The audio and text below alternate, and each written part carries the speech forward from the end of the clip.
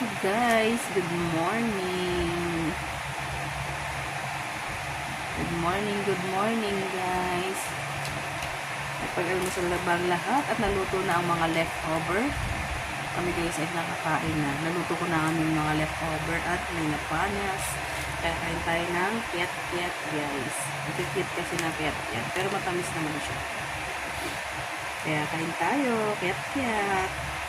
Liliit. Oh, cute.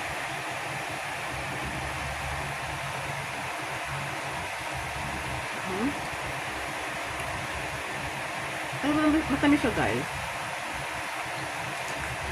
Matamis siya. Hindi siya ano. Ito cute. Kaya akala mo hindi siya matamis. Matamis pala siya guys. Ket.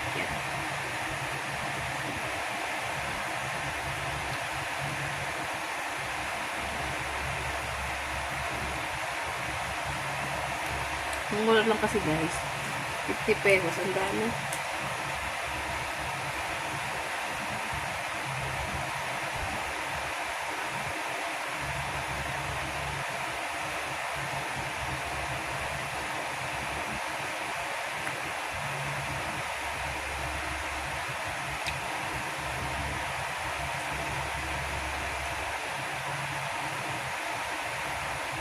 Nag-almusal na kayo guys.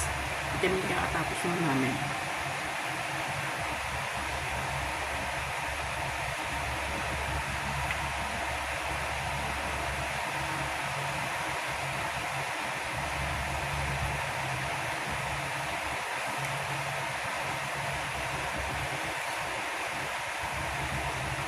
Masusunod naman natin guys paghahanda na at ating New Year. Sana maging masagana ang pagpasok ng ating bagong taon guys. Sana maging masaya, maaliwalas, at maging hawa. Sana wala na mga problemang dumating. Ayan guys. Yan ang ating paghahandaan ng ating New Year.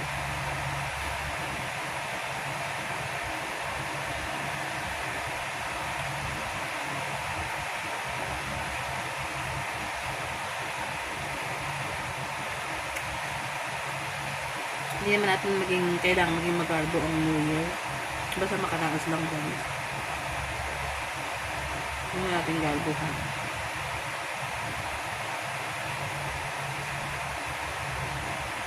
Kahit simple lang. At least meron.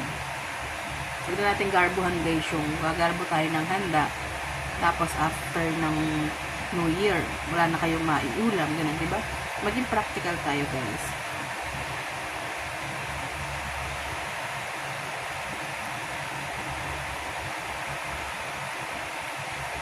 Huwag tayo maghahanda ng sobra-sobra. Yung ibig sabihin yung mangungutang pa kayo para maghahanda kayo. Guys, no. Huwag ganun.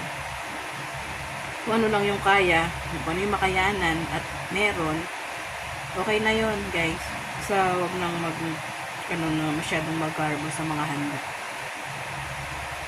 Kasi diba, kung naghanda kayo, paminsan naman kayo, diba? Tapos magsasuffer kayo pagdating na ilang araw wala na kayong makain.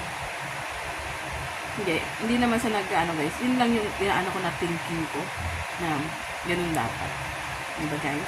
And guys, nakain na muna ako ng kiat-kiat. Thank you for watching. Bye!